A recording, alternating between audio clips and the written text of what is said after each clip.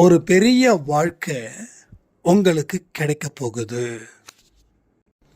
இந்த 4 விஷயத்தை நாளைக்கு முழுவதும் நீங்கள் செய்ய வேண்டும். நிச்சயமா இந்த உலகம் உங்களை ஏமாத்தும். மற்றவர்கள் மீது கவனத்தை செலுத்தினா அது சாபம். எப்பொழுதும் கலகலப்போடும் சிரிப்போடும் நம்பிக்கையோடும் உங்கள் வாழ்க்கை பயணத்தை தொடங்கணும். கரையை ஈஸியாக கடக்க முடியும்னு நினச்சி அந்த பயணத்தை ஆரம்பிச்சிடுங்க. உங்கள் பிரச்சனைகளை தீர்க்க போவது நீங்கள் ஒருவரே. உங்களுடைய உதவிகள் முழுவதுமாக நிறுத்தப்பட்டது.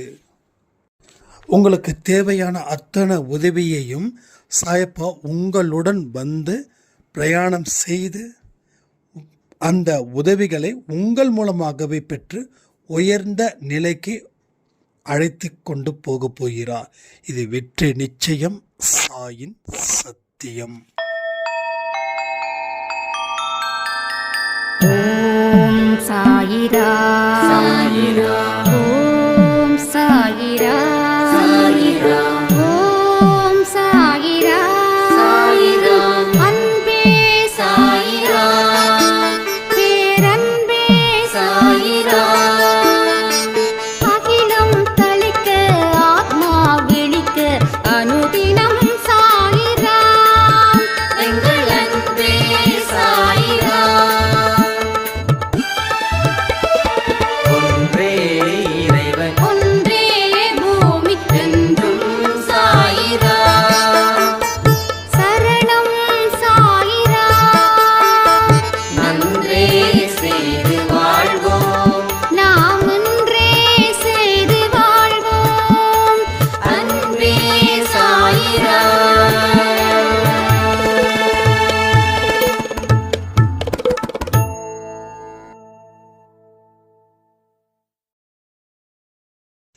சாயிரா.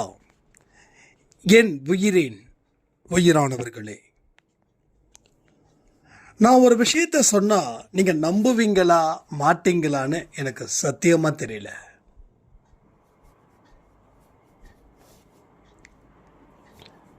சாயப்பா இருக்கும்போது நமக்கு இருக்கக்கூடிய பிரச்சனைகள் தீராமல் இருப்பதற்கு என்ன காரணம்? நம்ம நிறைய விஷயத்தை பேசியிருக்கோம். பேசினது எத்தனை உள்ளே போயிருக்குன்னு தெரியல, எத்தனை வெளியில் வந்திருக்குன்னு தெரியல. உள்ளே போனால் தானே வெளியில் வர்றதுக்கு. உள்ளே போக யார் அலோ பண்ணணும்? நீங்கள். அப்போ தான் அது வெளியில் வந்து அதை செயல்படுத்தி அதை வெற்றியாக மாற்றுறது சாயப்பா. நமக்கு என்ன அதிகாரம் கொடுத்துருக்குதோ அந்த அதிகாரம்தான் நமக்கு. ஆனால் எதையுமே செய்யாமல் எனக்கு பலன் இல்லை அப்படின்னு கேட்குறவங்கள என்னன்னு சொல்ல முடியும்? ஒரு மனுஷனுடைய வாழ்க்கையிலையும் தனிப்பட்ட கர்மா விதி இருக்குது. அந்த கர்மாவும் விதியும் நாம் எந்த அளவுக்கு அதிகமாக போராடுறோமோ அந்த அளவுக்கு அது நம்மளை பார்த்து பயப்படும், விலகி நிற்கும், இல்லை புது வழியை தருவதற்காக விலகி நிற்கும். ஸோ மனுஷன் முடிவெடுக்க முடியாமல் கஷ்டப்படுறான், இல்லை எடுத்த முடிவு தப்பாக போயிடுது. தப்பாக போன முடிவு அவனுக்கு வாழ்க்கையில் பெரிய ஒரு நஷ்டத்தை ஏற்படுத்துது. இங்கே சில பேர் கேட்குறீங்க, என் வாழ்க்கை வாழ முடியுமா? நான் இவ்வளவு கஷ்டத்தில் இருக்கேன், என்னுடைய உறவுகள் அத்தனை பேரும் சரியில்லை, இவங்களெல்லாம் வச்சு நான் வாழ்ந்துட முடியுமா, கரை சேர முடியுமா அப்படின்னு கேள்வி. கரை சேர முடியும். ஒரு மனுஷன் கரை சேரணும்னா அடுத்தவனோட உதவியால் இல்லை, தன்னுடைய உதவியால் அவன் கரை சேர முடியும். தன்னுடைய கையினால தான் அவன் கரை சேர முடியும். அப்போ கரை சேர முடியாது, மற்றவங்க எனக்கு சப்போர்ட் பண்ணல அப்படின்னு நினைக்கிறவங்களுக்கு வாழ்க்கையில் என்றைக்குமே எப்பயுமே கரை சேர முடியாது.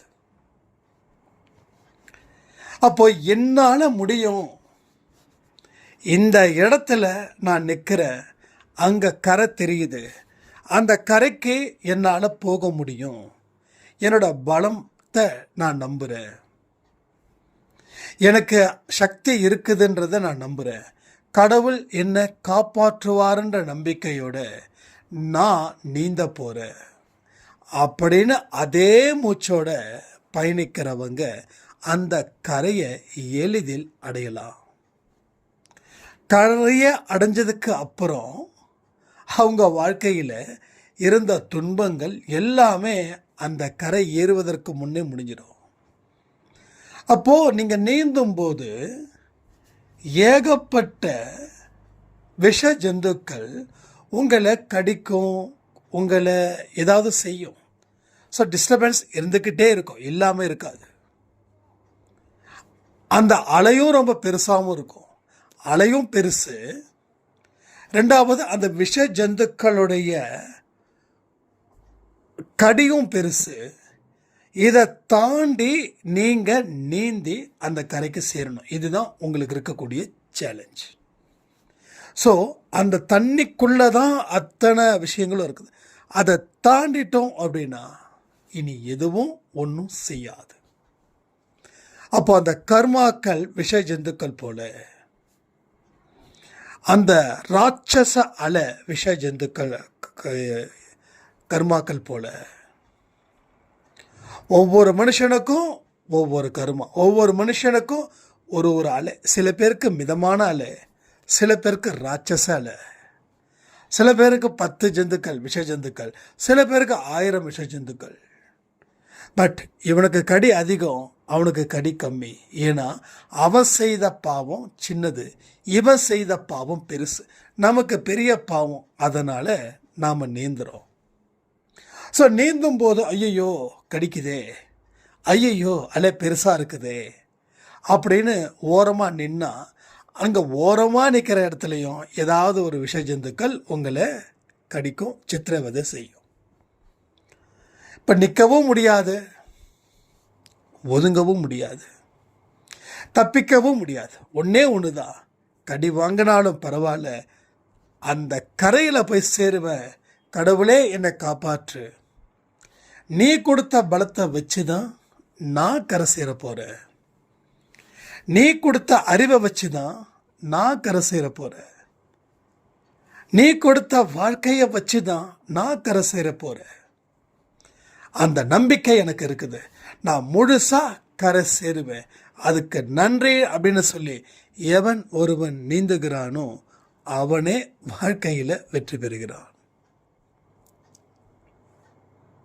ஸோ நிறைய பேர் என்னால் முடியாது, அலை பெருசு, கரை அவ்வளோ தூரம் இருக்குது அப்படின்னு அந்த கரையிலே நின்றுறாங்க, அங்கேயே மடிஞ்சு போகிறாங்க, மறுபடியும் பிறவி அங்கேயே எடுக்கிறாங்க, மறுபடியும் அந்த துன்பத்தை அங்கேயே கழிக்கிறாங்க. ஸோ வந்த வேலையை செய்யலை, வந்த வேலையை செய்யாதனா அடுத்த வேலைக்கு ப்ரொமோஷன் கிடைக்கும். உங்கள் கைகளும் கால்களும் நீங்களே கட்டு போட்டுட்டீங்க. ஏன்னா எதையுமே சமாளிப்பதற்கு உங்களால் தைரியம் இல்லை, மனசில் பலம் இல்லை, மனசில் ஏகப்பட்ட அடியும் ஏகப்பட்ட அவமானமும் நிறைஞ்சு இருக்குது. அதை பற்றியே நினைக்கிறீங்க, அதை பற்றியே மற்றவங்க கிட்ட பேசுகிறீங்க. தெரிஞ்சவங்க தெரியாதவங்க அத்தனை பேர்கிட்டையும் ஒரே ஒரு பாடலை திருப்பி திருப்பி திருப்பி திருப்பி பாடுறீங்க. அதுதான் உங்களுடைய சோக கீதம். அந்த சோக கீதத்தில் எந்த லாபமும் இல்லைன்னு தெரிஞ்சும் அது உங்களுக்கு மன திருப்தி அளிக்குதுன்னு நினச்சி உங்கள் வாழ்க்கையில் நீங்களே மண்ணை அள்ளி போட்டுக்கிறீங்க. ஒரு எதிர்மறை எண்ணங்கள் எப்பெல்லாம் உங்களுக்கு வருதோ அப்போல்லாம் நீங்களே மண் அள்ளி போட்டுக்கிறீங்கன்னு அர்த்தம், நீங்களே குழி தோன்றீங்கன்னு அர்த்தம். நமக்கு நாம் குழி தோண்ட முடியுமா? தோண்டலாமா? நமக்கு நாமே குழி தோண்டவும் கூடாது, நமக்கு நாமே பிரச்சனைகளை ஏற்படுத்திக்கவும் கூடாது. ஸோ வாழ்க்கைன்றது இப்பயே சொல்கிற பாலைவனம் போல இருக்கலாம், ஆனால் இந்த பாலைவனத்தில் சோலைவனமாக ஆக்க வேண்டிய பொறுப்பு நம்மது. ஸோ இன்னைக்கு இப்படி இருக்குதுன்னு சொல்லி நாம் முடிவு பண்ணக்கூடாது. சூரியன் மறைஞ்சா திரும்பி வராதா? மறைஞ்சது தானா? இப்போ மணி 8 மணி, இப்போ சூரியன் இல்லை. அப்போது இது உண்மை. இது உண்மைனா இதுதான் உண்மையான உண்மையா? இல்லை, இது உண்மை. ஆனால் அடுத்த நாள் காலையில் வருன்றதும் உண்மை. அப்போ சூரியன் மறைஞ்சதே மறுபடியும் உதிக்கத்தான். துன்பம் கடவுள் கொடுப்பதே மறுபடியும் இன்பத்தை பெறுதான். வாக்குத்தத்தம் வச்சுக்கலாமா? சூரியன் மறைவது மீண்டும் உதிப்பதற்காக. மறுபடியும் சொல்கிறேன், சூரியன் மறைவது மீண்டும் உதிப்பதற்காக. துன்பம் வருவது மறுபடியும் இன்பம் வருவதற்காகத்தானே தவிர வேற எதுவும் இல்லை. இதான் இன்னைக்கு அன்பே சாயின் வாக்கு தத்துவம்.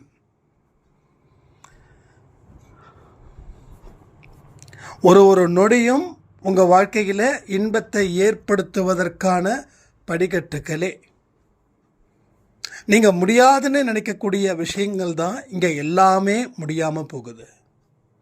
மீண்டும் வருவேன், வெற்றி நடை போடுவேன், உங்கள் மனசில் சொல்லி பாருங்களேன். உங்கள் மனசில் இருக்கிறத வெளியில் யாருக்கிட்டையும் சொல்லக்கூடாதுல்ல.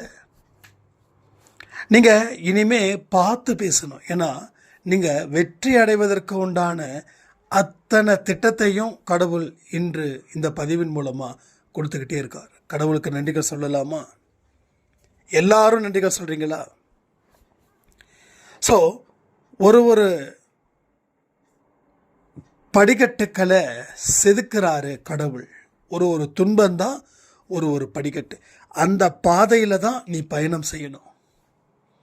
அந்த பாதையில் செய்யக்கூடிய பயணம்தான் வெற்றியை கொடுக்கும்.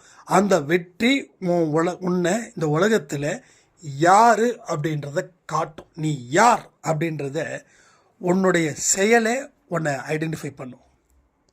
இங்கே எத்தனையோ கருணாநிதி இருக்காங்க, எத்தனையோ ஜெயலலிதா இருக்காங்க.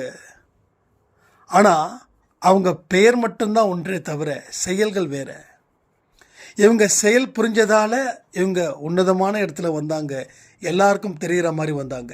அப்போ உங்கள் பெயரளவுக்கு தானே தவிர உங்கள் செயல்கள் தான் அத்தனையும் உருவாக்குதுன்றதை புரிஞ்சுக்கோங்க. ஸோ நீங்கள் அப்படின்றத யார்? அதை நீங்கள் முடிவு பண்ணிட்டீங்களா? முடிவு பண்ணதை தொடர்ந்து பயணிக்கிறீங்க, இவ்வளோதான். நீங்கள் யார் அவனாலும் இருங்க, ஆனால் லட்சியத்தை உருவாக்குங்க. நீங்கள் பெயர் சொல்லும் பிள்ளையாக உருவாகணும். இது உங்கள் விருப்பமாக இருக்கட்டும். ஏன்னா இதுதான் சாயப்பாவோட விருப்பமாகவும் இருக்குது.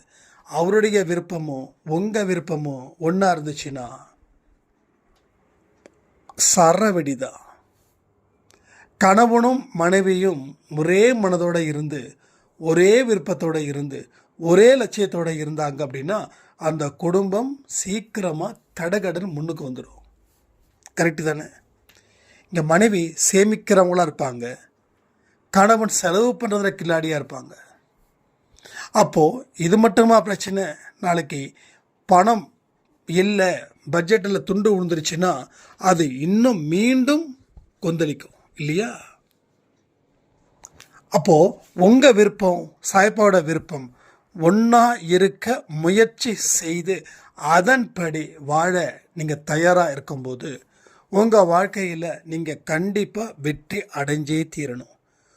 1 + 1 = 2. ஒன்றையும் கூட்டினா 2. இதை மாற்றவே முடியாது. அதே போல தான் சாயப்பாவுடைய விருப்பமும் உங்களுடைய விருப்பமும் ஒன்றாக இருந்துச்சுனாவே அது வெற்றி அப்படின்றத தாண்டி அந்த இடத்துல தோ அப்படின்ற ஒரு சின்ன வார்த்தையை கூட எழுத முடியாது. ஸோ அதுதான் மாபெரும் வெற்றின்னு அர்த்தம். புரிஞ்சுக்கிறீங்களா? இது நல்லா புரிஞ்சுக்கோங்க. வாழ்க்கையை கொஞ்சம் உங்கள் பிரச்சனைகளை ஓரம் தள்ளி வைங்க. அதுவே கண்ணுக்கு முன்னாடி நிறுத்தாதீங்க. அப்போது அந்த பிரச்சனை மட்டும்தான் கண்ணுக்கு தெரியும். அது கொஞ்சம் தூரம் தள்ளி வைக்கும்போது தான் உலகத்தில் நடக்கக்கூடிய அத்தனை விஷயங்களும் தெரியும். ஒருத்தர் சாதிக்கிறான் அப்படின்னும் போது அவனை பார்த்து கை தட்டுறது எதுக்கு தெரியுமா? எதுக்கு? அந்த கை தட்டுதல் உங்களுக்கு கிடைச்சிருக்க வேண்டியது இன்னொருத்தவங்களுக்கு கிடைச்சிருக்குது. உங்களால் முடியும் அப்படின்றத உறுதிப்படுத்துவதற்கு தான் அந்த கை தட்டுதல். காரணம் இல்லாமல் கை தட்ட மாட்டோம், காரணம் இல்லாமல் ஆட மாட்டோம். இன்னொருத்தவங்களோட வலியை பார்த்து நம்ம அழுகுறோன்னா அந்த வலியை நமக்கு அனுபவித்தவங்களுக்கு மட்டும்தான் அந்த வலியோட இது தெரியும். அப்போது ஒருத்தவங்க சக்ஸஸ் ஆகுறாங்கன்னா நீங்கள் கை தட்டுறீங்க, ஆனந்த கண்ணீர் விடுறீங்க. ஏன்னா அது உங்களுக்கு வரக்கூடியது, உங்களுக்கு வரலை, இன்னொருத்தருக்கு வந்திருக்குது. அதனால தான் அந்த கைத்தட்டுதலும் அந்த மகிழ்ச்சியும் அந்த சந்தோஷமும் அதன் மூலமாக விட்ட ஆனந்த கண்ணீரும். ஸோ நிறைய விஷயங்கள் புரிஞ்சுக்கணுங்க. அப்போ நம்மளால் முடியும். உங்கள் ஆழ் மனசு சொல்லுது, ஆனால் அதே ஆழ் மனசு முடியாதுன்னு சொல்லுது. நம்ம இன்றைக்கி காலையில் ஒரு முடிவு எடுப்போம், இரவு முடிவை மாற்றுறோம்ல. ஏன்? ஆழ் மனசு போட்டு அவ்வளவு ஒரு குழப்பத்தை கொடுக்குறோம். எதிர்மறை எண்ணங்களை உள்ளே வைக்கிறோம், நேர்மறை எண்ணங்களே உள்ளே வைக்கிறோம். இன்றைக்கி ஒரு சாய்ராம் சொல்லியிருந்தாங்க, ஆடியோ கேட்கும்போது நேர்மறை எண்ணங்களாக இருக்குது, ஆடியோ முடிஞ்சதுக்கப்புறம் என் வாழ்க்கையை வாழும்போது எதிர்மறை எண்ணங்கள். அப்போ என்ன அர்த்தம்? நான் சாப்பிடும்போது வயிறு நிறையுது, சாப்பிட்டதுக்கப்புறம் பசியாக இருக்குதுன்னா சரியாக சாப்பிடலன்னு அர்த்தமா? இல்லை வயிற்றில் ஏதாவது பிரச்சனை இருக்குதுன்னு அர்த்தமா? அப்போது சரியாக சாப்பிடலை, கவனத்தை சாப்பாடில் வைக்கலை, எங்கேயோ பார்த்து ஏதோ ஒன்று நினச்சி நாம் சாப்பிட்டோம். தேக்கி வைத்த எதிர்மறை எண்ணங்களை வெளிவிடணும், நேர்மறை எண்ணங்களை கொண்டு வந்து சேர்க்கணும். ஸோ நேர்மறை எண்ணங்கள் தான் உங்கள் வாழ்க்கையை மாற்றப் போகுது. ஏன் சில பேருக்கு இப்படி தோணுது? கேட்கும்போது ஒரு ஆக்டிவ், ஸோ கேட்டதுக்கப்புறம் இன்ஆக்டிவ் அப்படின்னா உங்களுடைய முழு பலத்தையும் நீங்கள் இன்னும் உணரலைன்னு அர்த்தம். நான் சொன்னது போல் பசிக்குது, சாப்பிட்டேன், ஆனால் சாப்பிட்டோடனே பசிக்குதுன்னா அதுக்கு மெயின் காரணம் சாப்பாட்டில் கவனம் இல்லை, அதை ரசித்து ருசித்து சாப்பிடலை. நீங்கள் ஒரு பழைய சோறை சாப்பிட்டா கூட ரசித்து ருசித்து சாப்பிட்டீங்கன்னா அடுத்த 4 மணி நேரத்துக்கு பசிக்காது. சேலஞ்ச். ஒரு 2 இட்லி ரசித்து ருசித்து சாப்பிட்டு பாருங்கள், 8 இட்லி சாப்பிட்றவங்களுக்கு பசிக்கும். 8 இட்லி சாப்பிட்றவங்களுக்கு 2 இட்லி சாப்பிட்டா பசிக்கும் இல்லையா? ஆனால் அந்த 2 இட்லியை 8 இட்லியாக நினச்சி ரசித்து ருசித்து மெதுவாக ஆசை போட்டு சாப்பிட்டு பாருங்களேன். உங்கள் கவனம் இட்லியில் மட்டும் வைங்களேன், அடுத்த 4 மணி நேரத்துக்கு சத்தியமாக பசிக்காது. It's a challenge. நான் எல்லாமே சேலஞ்ச் பண்ணுறேன். ஏன்னா என்னுடைய எக்ஸ்பீரியன்ஸில் நான் உணர்ந்தேன், அது நிறைய பேருக்கு சொன்னேன். அவங்கக்கிட்டேயும் அந்த பாசிட்டிவ் ரிசல்ட் வந்ததால் தான் நான் இதை உங்ககிட்ட சொல்கிறேன். அப்போது நீங்கள் அன்பே சாய் ஆடியோ கேட்குறீங்க, ரொம்ப சந்தோஷம். அதில் இருக்கக்கூடிய விஷயத்தை பயன்படுத்தணும்னு நினைக்கிறீங்க, ரொம்ப ரொம்ப ஹாப்பி. அப்போது அதில் சொல்லப்பட்டதை அதை நான் எடுத்த உடனே சொன்னேன், எதை உள்ளே கொண்டு வரமோ அதை வெளிப்படுத்தணும்னு சொன்னேன். அப்போது வெளிப்படுத்துறதில் தயக்கம், உள்ளே கொண்டு போகிறதுல தயக்கம் இல்லை. ஆனால் இன்னும் நிறைய பேருக்கு மற்றவங்களோட கம்பேர் பண்ணும்போது நீங்கள் பெட்டர். ஏன்னா மற்றவங்க உள்ளுக்குள்ளே கொண்டு போகவே திங்க் பண்ணலை. 10 நிமிஷம் கேட்குறாங்க, சரி இதெல்லாம் எங்கே நடக்க போகுது. ஒரு சாய்ராம் சொன்னாங்க, ஃபஸ்ட்டு 10 நிமிஷம் கேட்பேன் சாய்ராம், அதுக்கப்புறம் இதெல்லாம் எங்கே நடக்க போகுது, முடியுமா, வேறு ஏதோ வழி இருக்குதான்னு பார்க்குறேன். இப்படி பார்த்து வருஷத்தை கடந்த இனிமேலாவது அப்படி பண்ணக்கூடாதுன்னு. என்ன ஆகுதுன்னா எல்லா மனுஷங்களுக்கும், ஈவன் நான் வரைக்குமே சரி, எது எளிமையான வழி இருக்குது அப்படின்ற யோசிக்கக்கூடியது தான் மனித வர்க்கம். அது இப்போ இருக்கக்கூடிய மனித வர்க்கம் அப்படிப்பட்டது. நம்ம தாத்தா பாட்டி காலத்துலலாம் கஷ்டப்படுறத பெருமையாக நினச்சாங்க, ஆனால் இன்றைக்கி கஷ்டப்படுறத கேவலமாக நினைக்கிறாங்க. கஷ்டப்பட்டதை பெருமையாக நினச்ச காலம் ஒரு காலம் உண்டு. ஆனால் இப்போ கஷ்டப்படுறத கேவலமாக நினைக்கிறாங்க. எல்லாமே இன்றைக்கி இருக்கக்கூடிய ஒரு மாடர்ன் வேர்ல்டு அப்படின்னு சொல்லி நமக்கு நாம் தீயை வச்சு கொளுத்திக்கிட்டோம். கடைசியில் தீ வச்சுட்டு தீயால் என் உடம்பு எரிஞ்சு போயிடுச்சு அப்படின்றோம். வச்சது நீங்கள். இந்த உலகம் இப்படி தான் இருக்கும். இந்த உலகம் எந்த வழியில் போகுதுன்னா எதை அதிகமாக நேசிக்கிறாங்களோ அதுதான். அதை நேசிக்கிறதுல பிரச்சனை இல்லையா, அது முக்கியம் இல்லை. ஆனால் என்ன பிரச்சனைனா இதான் பிரச்சனை.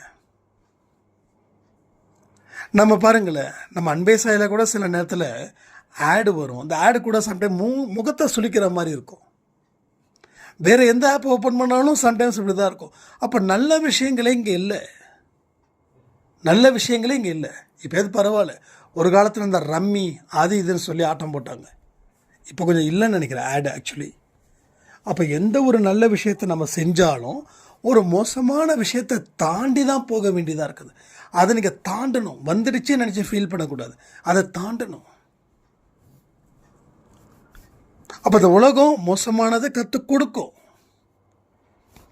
அது இன்றைக்கி ட்ரிங்க் அப்படின்ற ஒரு விஷயமே இருக்குது. அது எடுக்கலைன்னா சொசைட்டியில் இன்றைக்கி யாரும் மதிக்கிறது இல்லை. அது தெரியுமா உங்களுக்கு? நம்ம எத்தனையோ பிஸ்னஸ் மீட்டிங் போகிறோம். அந்த பிஸ்னஸ் மீட்டிங்கில் எங்கிட்ட கேட்குறது, சார் ஒரு பெக் எடுக்கிறீங்களா? இல்லைங்க வேண்டாம். இல்லைங்க சார் ஜஸ்ட் கம்பெனி கொடுங்க. ஒருத்தர் ரொம்ப க்ளோஸாக இருக்கிறவர் என்கிட்ட சொன்னார், இந்த மாதிரி ஒரு பிஸ்னஸ் பார்ட்டியில் நீங்கள் இருந்தீங்கன்னா டெஃபினட்டாக ட்ரிங்க் எடுக்கணும். அப்போ தான் உங்கள் கூட ஈக்குவலண்ட்டாக அவங்க பேசுவாங்க. இல்லைன்னா பிஸ்னஸோடைய இது இதாகிடும். ஸோ நாம் பொறுத்த வரைக்கும் அப்படிப்பட்ட பிஸ்னஸ் வேண்டாம்னு நினைக்கக்கூடிய ஆள். நம்ம என்றைக்குமே எல்லாத்துக்கும் ஒத்து போகிற ஆள்லாம் கிடையாது. சாயப்பாவோட ரூல்ஸ் என்னவோ அதை ஃபாலோ பண்ணக்கூடியது தான் நான். அப்போது அப்படிப்பட்ட பிஸ்னஸ் எனக்கு தேவையே இல்லை அப்படின்னு சொல்லக்கூடிய ஆள். சரி, என்னோட இடத்துல வேறு ஒருத்தவங்க இருந்தாங்கன்னு வச்சுக்கோங்க, ட்ரிங்கே எடுக்கக்கூடாதுப்பா, நல்லது இல்லைப்பா, எத்தனையோ குடும்பம் ட்ரிங்கால் அழிஞ்சிருக்குது, எனக்கு அன்பான அழகான குடும்பம் இருக்குது, நான் ட்ரிங்க்கெல்லாம் எடுத்தால் என் குடும்பம் நடுரோட்டுக்கு வரும் அப்படின்னு சொல்லி இருக்கக்கூடிய ஒரு மனுஷனுக்கு இந்த மாதிரி நீ ட்ரிங்க் பண்ணாதான் உன்னோட பிஸ்னஸில் இவங்க எல்லாம் வருவாங்க, இல்லைன்னா வரமாட்டாங்கன்னு சொன்னால் அவன் என்ன பண்ணுவான்? ட்ரிங்க் எடுப்பானா எடுக்க மாட்டானா? கண்டிப்பாக எடுப்பான். ஒன்ஸ் பழகிட்டான் அப்படின்னா மறுபடியும் ஒவ்வொரு பிஸ்னஸ் மீட் போக போக போக ஆட்டோமேட்டிக்காக எடுப்பான். அப்போ அங்கே எடுக்கிறவன் அவன் கை சும்மா இருக்குமா? இப்படி நிறைய பேரோட வாழ்க்கை இந்த குடியால் மற்றவங்க இன்டைரக்டான வற்புறுத்தலால் மாறிடுச்சு. அப்போது உலகம் மாறிடுச்சு, உலகம் கெட்டுடுச்சுன்னு புலம்பிட்டு தான் இருக்கணும். உலகம் கெட்டது உண்மை. ஆனால் நம்ம உயிர் வாழ முடியாமல் போகக்கூடிய நிலைமையில் உலகம் சொல்கிறத ஃபாலோ பண்ண முடியுமா? இந்த டம்ளரில் விஷம் இருக்குது, இதான் நீங்கள் ட்ரெண்டுன்னா யாராவது குடிப்போமா? ஸோ இது மாதிரி நிறைய சொல்லிக்கிட்டே போகலாம். ஸோ இந்த உலகம் இப்படி தாங்க வரும், இப்படி தாங்க உங்களுக்கு கற்றுக் கொடுக்கும். ஒன்றுமே பண்ண முடியாதுங்க. அது நீங்கள் செய்ய வேண்டியதெல்லாம் உங்கள் மனக்கட்டுப்பாடும் உங்கள் மன உறுதியும் உங்கள் கவனமும் எங்கே இருக்கணுமோ அங்கே இருக்கணும். அங்கே இருக்கும்போது தான் வாழ்க்கையில் உங்களுக்கு தேவையான அத்தனை விஷயத்தையும் சாய்ப்பா செய்வார். இது எல்லாமே ஒரு சோதனையாக கூட நீங்கள் நினச்சிக்கோங்க, ஒன்றும் பிரச்சனையே இல்லை. திஸ் இஸ் அ சோதனை, எவ்வளோதான். இதெல்லாம் நான் கடந்து வரணும்ப்பா நினைங்க. இதெல்லாம் கடக்கிறதுக்கு தான் கடவுள் இருக்காருன்னு நினைக்க. கடவுள் ஒரு படகோட்டி இல்லை ஒரு கலங்கரை விளக்கம். நம்ம எங்கே போனாலும் அந்த கலங்கரை விளக்கத்தை பார்க்கணும். அப்போ தான் சரியான திசைக்கு போகும், இல்லைன்னா திசை மாறிடும். ஓகே, கப்பல் அதில் இருக்கிறவர் என்ன பண்ணுவார்? அந்த கலங்கரை விளக்கத்தை வச்சு தான் அந்த திசையை நோக்கி வருவாங்க. அதே போல் நம்ம வாழ்க்கையில் எங்கேயாவது பாவத்துக்குள்ளே சிக்கிக்கிட்டான்னா கூட அப்போ கடவுளோட பார்வையில் கடவுளில் நம்ம பார்வை எங்கே இருக்கணும்? கடவுள் மீது இருக்கணும். நான் ஒன்றே ஒன்று சொல்கிறேங்க, நான் நிறைய தப்பு பண்ணுறதையும் பொய் சொல்கிறதையும் விட்டதுக்கு காரணமே ஒன்றே ஒன்று தான், சாயப்பா மட்டும்தான். இல்லைன்னா கண்டிப்பாக இந்த சந்தோஷ் இங்கே நீங்கள் பார்க்கவே முடியாது, இங்கே கண்டிப்பாக பார்க்க முடியாது.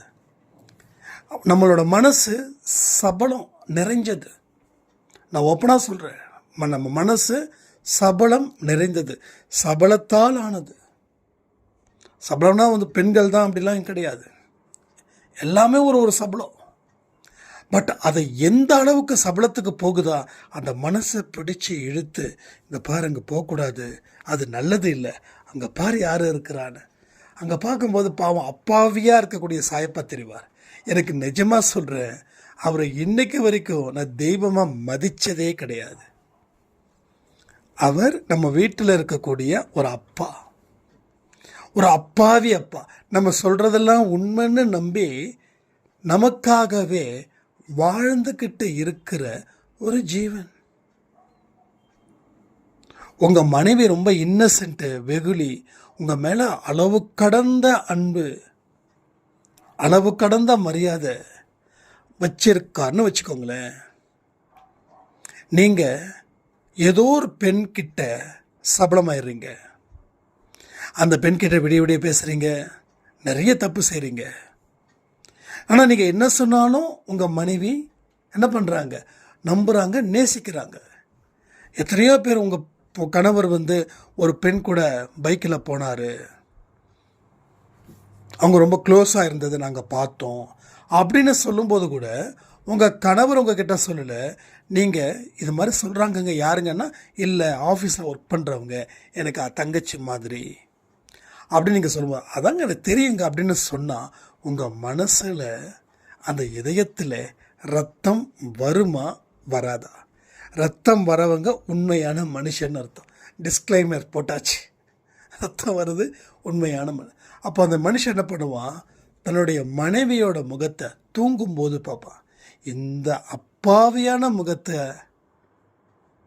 நம்ம இப்படி ஏமாத்திட்டு இருக்கோமே, வேண்டாம் அப்படின்னு சொல்லி ஒரு முடிவு பண்ணி நம்ம வாழ்க்கையை சரி பண்ணி, நம்ம தப்பு பண்ணலை அப்படின்னாலும் மனைவியோட காலில் விழுந்து மன்னிப்பு கேட்பான். அப்போ கூட அவன் மனைவி, நான் உங்களை நம்புனேனே அப்படிலாம் கேட்க மாட்டாங்க. பரவாயில்லைங்க, உண்மையை சொன்னீங்கல்ல, அதுக்கு ரொம்ப தேங்க்ஸுங்க, இனிமேல் நீங்கள் பண்ண மாட்டீங்க, அவ்வளோதான். அவன் ஜென்மத்தில் அவனோட மனசு எந்த தப்பும் செய்யாது. அதே போல் சாயப்பாவையும் மனசில் வச்சுக்கோங்க. ஒரு அப்பாவி இவர், அவர்கிட்ட போய் நான் என்னோடய வாழ்க்கையில் இத்தனை வேலைகளை நான் செய்வேனா, பாவத்தை செய்ய மாட்டேன். இதையெல்லாம் நான் அப்படி தான் என்னோடய தவறுகளை குறைச்சேன். என்னோடய தப்பு, என் தவறு, என் பாவம், எனக்குன்னு சில நிறைய விஷயங்கள் இருக்கும்ல, அது எல்லாத்தையும் 2019 இருந்து படிப்படியாக நான் குறைச்சேன். 2019 கூட இல்லை, 2017 இருந்து சொல்லலாம். 2019 நான் பர்ஃபெக்ட் ஆகிட்டேன் அப்படின்னு நான் நினைக்கிறேன். ஏன்னா 2017 இருந்து அவர் உள்ளே வர வர கொஞ்சம் கொஞ்சமாக நான் செய்யக்கூடிய தப்புகளை நான் வந்து நான் திருத்த முயற்சி பண்ணுறேன். ஒவ்வொன்றா வர வர வர வர என்னுடைய பலம் ஏறுது. பாவங்கள் தீரும்போது ஒரு சைடு என்ன ஆகுது, பலம் ஏறுது.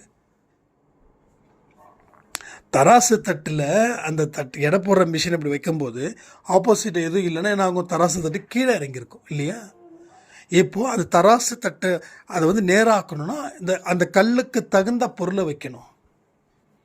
அப்போ ஈக்குவலாக இருக்குது. அப்போது அந்த பொருளை இன்னும் அதிகமாக வச்சு அந்த பொருள் வந்து மதிப்பானதாகிடும்.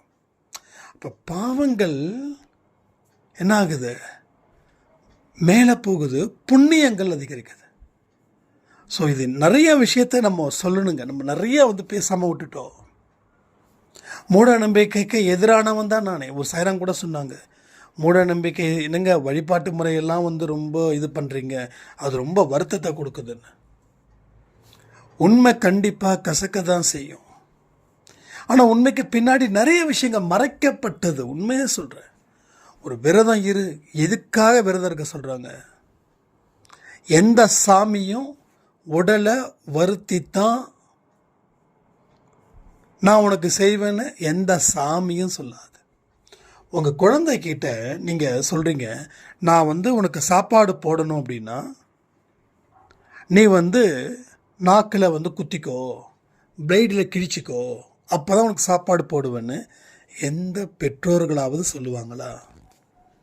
சொல்லக்கூடியவர்கள் பெற்றோர்களாக இருக்க மாட்டாங்க இல்லையா? சொல்லுவாங்க. ஏன்னா சில சாடிஸ்ட்லாம் இருப்பாங்க இல்லையா? அப்போது கடவுளும் தன்னுடைய பக்தர்களை குழந்தையாக தான் நினைக்கிறாங்க.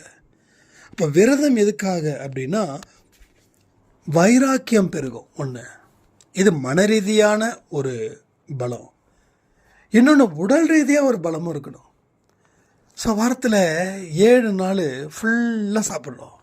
அந்த ஒரு நாள் சாப்பிடாமல் இருந்தால் தான் உடல் உறுப்புகளுக்கு ஓய்வு இருக்கும். நீங்கள் 24 மணி நேரம் உழைச்சிட்டு இருந்தீங்கன்னா என்ன ஆகும்? உங்கள் கை கால் தேஞ்சிருமா தெரியாதா? நீங்கள் என்ன தான் பாடி பில்டராக இருந்தாலும் 24 மணி நேரத்தில் 22 மணி நேரம் தூங்காமல் வேலை பார்த்தீங்கன்னா அடுத்த பல வருஷத்தில் உங்களுக்கு வராத நோய்கள், தீராத நோய்கள் எல்லாம் வந்துடும். ஸோ அதுக்கு தான் பெரியவங்க விரதம் இரு. எதுக்கு விரதம்?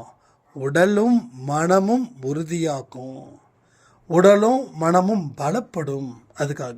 சரிங்க, பாத யாத்திரை எதுக்குங்க? வருஷத்தில் 365 நாளில் ஒரு 10 நாள் காலில் நடக்கும்போது காலில் இருக்கக்கூடிய நரம்பு அது எல்லாமே ஆக்டிவேட் ஆகுது. ஸோ நரம்பில் பிளாக் இருக்கும் தெரியுமா உங்களுக்கு? டாக்டர்ஸ்லாம் சொல்லுவாங்க பிளாக் இருக்குது. அப்போ அந்த பிளாக்கை எடுக்க தான் மாத்திரை, அதையும் தாண்டினா ஸ்டென்ட் வைப்பாங்க.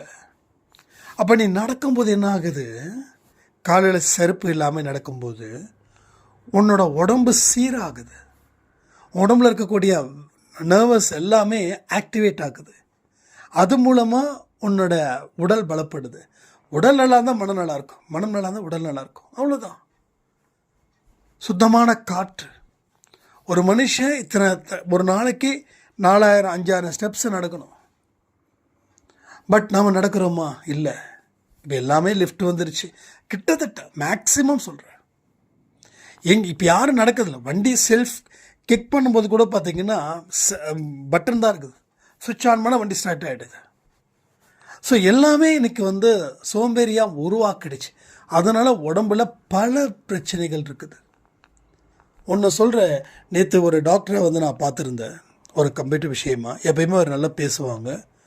ஒரு நல்ல சூப்பரான ஒரு சித்தா டாக்டர் அவர் சொல்கிறாரு, 12 வயசு பெண் குழந்தைக்கு சுகர். நம்ப முடியுதா? எதனால் வந்தது? பெரிய ஆர்டிக்கல். அவர் ஏதோ புக்கில் ஆர்டிக்கலில் படித்தேன் சார். இது மாதிரி நான் தேஞ்சூரில் இருக்கும்போது அந்த ஆர்டிக்கல் படிக்கும்போது ரொம்ப வியப்பாக இருந்தது. சொன்ன ஷாக் ஆவீங்கன்னு. என்ன சார்னா, ஃபோனை யார் அதிகமாக பார்க்குறாங்களோ அவங்களோட பிரெயினில் இருக்கக்கூடிய ஒரு சில கெமிக்கல் ரியாக்ஷன் மாறி அது சுகராக மாறுதுன்றாங்க. நான் நினச்சேன் ஸ்ட்ரெஸ்ஸில் தான் சுகர் வரும், 2வது சாப்பாட்டில் தான் சுகர் வரும், லைஃப் ஸ்டைல் சரியில்லைன்னா சுகர் வரும். நம்ம மொபைல் பார்க்குறதே ஹாப்பியாக இருக்குது தானே? கரெக்டு தானே? ஒரு ஷார்ட்ஸை பார்த்து எப்படி சிரிக்கிறோம். எத்தனை பேர் அப்பாவி மாதிரிலாம் புருஷன் பொண்டாட்டிலாம் வீடியோலாம் போடுறாங்க. அதை பார்க்க நம்ம சிரிப்பாக வருது இல்லை? எத்தனையோ சேனல். விஷ்ணு கூட அடிக்கடி எனக்கு பாருங்கள் இது ஹாப்பியாக இருப்பான். ஓகே, பட் எது சரி எது தப்பு? நமக்கு அந்த நேரத்துக்கு ஒரு ரிலாக்ஸேஷன் கிடைக்குதா, ஒரு ஹாப்பியாக இருக்கா, ஒரு ஃபன், அவ்வளோதான். ஸோ அதுக்கே அப்போ எந்த நோய் எந்த இடத்துல வருதுன்னு தெரியல. ஸோ நொறுக்கு தீனியை சாப்பிட்டுக்கிட்டு அப்படியே டிவியை பார்த்துக்கிட்டு அப்படியே மொபைலை பார்த்துக்கிட்டு அப்படியே தூங்கிடும். ஸோ அதனால் எச்சரிக்கையாக இருக்கணும். ஸோ இந்த உலகம் உன்னை ஏமாற்றலை. இந்த உலகம் அது பாட்டுக்கும் இயங்கிக்கிட்டு தான் இருக்குது. இந்த உலகத்தில் இருக்கிற அத்தனை ஜீவராசிகளும் அது வேலை தான் செய்யுது. ஒரு சூரியன் உன்னோட மேலே மட்டும் நெருப்பள்ளி போடலை, ஒரு நிலா உனக்கு மட்டும் குளிர்ச்சி அளிக்கலை. சூரியன் வரும்போது வருது, மறையும் போது மறையுது. நிலா வரும்போது வருது, மறையும் போது மறையுது. ஸோ ஒரு காக்கான்னு தான் கத்துது. ஒரு குருவி அதனுடைய பாஷையில் தான் பேசுது. அதுங்க லைஃப் ஸ்டைலில் காலமாக எப்படி பயன்படுத்துதோ அப்படி தான். 6 மணி 6:30 மணி ஆச்சுன்னா பறவைகள் எங்கேயும் பார்க்க முடியாது. ஆனால் 1-2 பறவை ஏன் சுற்றுதுன்னு தெரியல. அது எனக்கு ரொம்ப ஆச்சரியமாக இருக்கும். சில 11 மணி 12 மணி பார்த்திங்கன்னா வெள்ளைக்கலரில் காக்காவா அது கொக்கான்னு எனக்கு தெரியாது, புறாவான்னு தெரியாது, ஏதோ ஒன்று பறக்கும். ஆனால் எல்லாமே பறக்கிறதில்ல. அப்போது மனுஷன் மட்டும் என்ன பிரச்சனை? 6:30 மணிக்கு சூரியன் மறையும் முன்பு சாப்பிட்டான். ஆனால் இன்றைக்கி 10 மணிக்கு தான் விட்டுன்னு வெட்டுறான். ஸோ யார் இங்கே ஒழுக்கத்தை மீறினது அப்படின்னா, மனிதனே ஒழுக்கத்தை மீறக்கூடியவனாக இருக்கிறான். ஸோ இதை எல்லாத்தையும் நம்ம எப்போ புரிஞ்சுக்க போகிறோன்றது தான் ஒரு பெரிய கொஸ்டின் மார்க். நீங்கள் எல்லாருமே அந்த இடத்துக்கு வந்துட்டீங்க. ஆனால் அடுத்த ஸ்டேஜுக்கு போகிறதுக்கு தான் இவ்வளவு தயக்கம். So discipline, dedication, honest, reality, இது எல்லாம் ஒரு மனுஷனுக்கு அவசியம். நீ என்ன ஆவ, நீ நாளைக்கு என்ன ஆவ? அப்போ இன்னைக்கு வச்சு தான் நீ நாளைக்கு. இன்றைக்கி நீ சோம்பேறியாக இருந்தால் நாளைக்கு நீ சோம்பேறியாக தான் இருப்ப. ஆனால் மனுஷனுடைய எக்ஸ்பெக்டேஷன் என்ன தெரியுமா? இன்னும் ஒரு வாரத்தில் நான் நல்லாயிடுவேன். இந்த ஜாதகத்தில் இந்த தோஷம் நீங்கிடுச்சுன்னா சுக்கிர திசையா, இந்த சுக்கிர திசையில் எல்லாம் கூடும் அப்படின்னு சொல்லி இன்றைக்கி உட்காந்து படுத்து தூங்கிட்டு இருப்பான். அப்போ இன்றைக்கி படுத்து தூங்கிட்டு இருக்கிறவங்க சுக்கிர திசை அடித்தா என்ன, அடிக்காட்டி என்ன? அப்போது நம்ம பெரியார் மாதிரி கேள்விகளும் கேட்கணும். எப்படி கேட்கணும்? அப்போ சுக்கிர திசையில் இருக்கிறவன் அத்தனை பேரும் அதிபதியாக தான் இருக்கானா? அப்போ சுக்கிர தேசத்தில் இருக்கிறவன் எவனுமே பிச்சை எடுக்கிறது இல்லையா? யோசிச்சு பாருங்கள். நீங்கள் ஒருத்தர் யாரோ வந்து சாப்பாடு வேணும்னு கேட்குறாரு. அவர் சுக்கிர திசையாக இருக்கிறதுக்கு வாய்ப்பு இருக்குமா இருக்காதா? இல்லைன்னு சொல்லிட முடியுமா?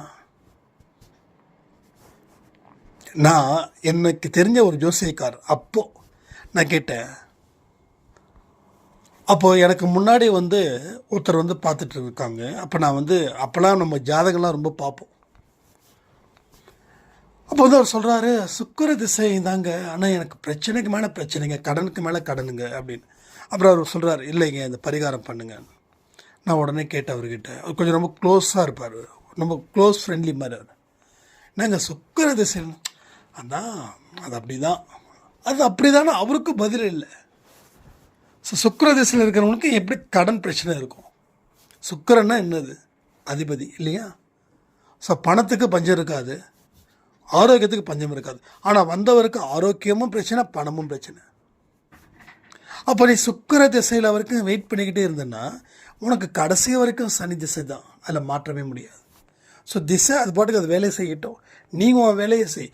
திசையை மாற்றக்கூடிய முழு அதிகாரமும் கடவுள் உனக்கு கொடுத்துருக்கும் போது நீ திசையை பற்றி ஏன் கவலைப்படுற? உன்னை பற்றி கவலைப்படு, உன்னை பற்றி கவலைப்படு. உன்னை பற்றி மட்டும் நினச்சிக்கோ, வேறு எவனை பற்றி நினைக்க வேண்டாம். நீ உன்னை பற்றி நினைக்காம மற்றவர்களை பற்றியே நினைத்து கொண்டு வாழும் வாழ்க்கையில் உனக்கு வரம் இல்லை, அது சாபமாக மாறிடும். ஸோ வரத்துக்கும் சாபத்துக்கும் வித்தியாசம். உன்னை பாரு, அது வரம். அடுத்தவனை பாரு, அது சாபம். நீ வரமா சாபமா? இவ்வளோதான். அப்போது அண்டை சாயில் இருக்கக்கூடிய விஷயத்த 100க்கு 100 மனதளவில் கேட்டு செயல்படும் போது இங்கே சனி திசையில் இருக்கிறவங்களுக்கும் சுக்கிர திசை தான் அடிக்கும். ஸோ கடவுள் மாற்றி எழுதுவதில் அவரை விட்டால் ஆளே இல்லை. ஏன்னா இந்த உலகத்தை படைத்தவரே கடவுள் தான், சாத்தானை படைத்தவரும் கடவுள் தான், இந்த கிரகத்தை படைத்தவரும் கடவுள் தான், வானத்தையும் பூமியையும் படைத்தவரும் கடவுள் தான். உனக்கு எதிரின்னு நினச்சிட்டு இருக்கியே, அவங்கள படைத்ததும் கடவுள் தான். கடவுளை தாண்டின சக்தி இந்த உலகத்தில் எங்கேயாவது இருக்குதான்னு செக் பண்ணி பாருங்கள். அப்போது அது உங்களுக்கு புரியுது. ஆனால் நீங்கள் கடவுளை தாண்டி ஜாதகத்தையும் மூட நம்பிக்கையையும் பார்த்து பார்த்து பார்த்து பயந்து பயந்து பயந்து வாழ்க்கையில் ஒரு பலகீனமான மனிதர்களாகவே உருவெடுத்து உங்களுக்கும் பலன் இல்லை, உங்கள் சுற்றி இருக்கிறவங்களுக்கும் பலன் இல்லாதது போல் ஏன் இத்தனை விஷயத்தை நீங்கள் செய்யணும்? ஸோ இது எல்லாத்தையும் நாம் சரி பண்ணுவோம். வாழ்க்கையை வாழ்வதற்காகத்தான் இந்த இடமே தவிர வாழ்க்கையில் இழந்ததை நினச்சிக்கிட்டு பெறப்போவதை தடுக்கிறவன் உண்மையிலே சொல்கிற முட்டாள். நம்ம முட்டாளா இல்லையான்றத வரும் நாட்களில் உறுதிப்படுத்துவது போல் நம்முடைய எண்ணம், சொல், செயல் இந்த 3ம் இருக்கணும். ஓகேங்களா?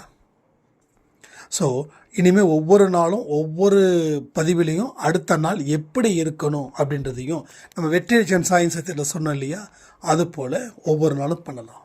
என்ன பண்ணலாம் தெரியுமா? நாளைக்கு உங்கள் எண்ணத்தை சுத்தப்படுத்திக்கிட்டே இருக்கணும். நல்ல சொற்களை மட்டும்தான் நாளைக்கு முழுவதும் பேசணும். நல்ல செயல்களை மட்டும்தான் செய்யணும். நாளைக்கு உங்களை பற்றி தான் உங்கள் கவனம் இருக்கணுமே தவிர வேறு எந்த மனுஷன் மீதும் கவனம் இருக்கக்கூடாது. இந்த 4 விஷயமும் நாளைக்கு காலையில் இருந்து இந்த பதிவு கேட்குற அடுத்த நாள் இரவு 8 மணி வரைக்கும் அதே மைண்டில் இருக்கணும். அது அடுத்த உங்கள் வாழ்நாள் முழுவதும் அதை நீங்கள் பயன்படுத்தணும். ஸோ நல்லா புரிஞ்சுக்கோங்க, ஒரு பெரிய வாழ்வு நமக்காக தேடி வந்துக்கிட்டு இருக்குது. அதை உதாசீனப்படுத்தக்கூடாதுன்னு சொல்லி இந்த பதிவை நான் முடிக்கிறேன். ஜெய் சாய்ராம்.